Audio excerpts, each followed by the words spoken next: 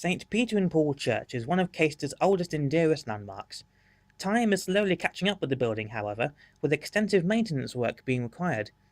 Thanks to a £249,000 grant awarded by the Heritage Lottery Fund, the church can now recapture some of its former glory.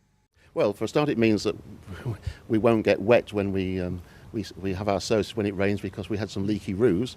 The problem was we had leaky roofs. We had a contractor to look at the roof to see what the problem was, and when he looked at the roof, he discovered that there were some major problems with the stone on the roof, the slates, and the timbers that support them. So the work we've got to do for that is to maintain that roof's integrity by replacing the slates and repairing the wood underneath.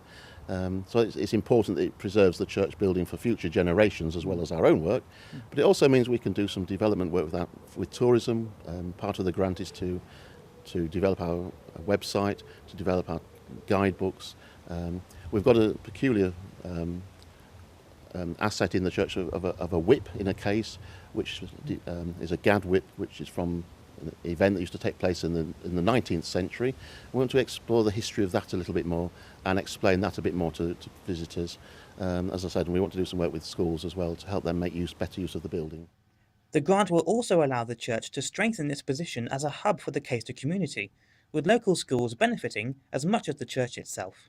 Already a symbol of Caistor, St. Peter and Paul Church is set to put Caistor back on the Lincolnshire map. Well, the schools use it quite a bit. The local grammar school uses it every week for collective worship.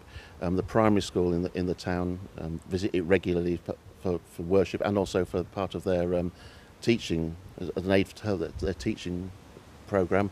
So we want to make it more useful to them, so that we've got better material for them to work through with and to explain the building better to them.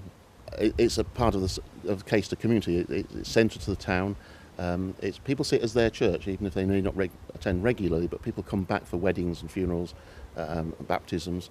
It's an important part of Caistor life, really, and people treasure it and value it.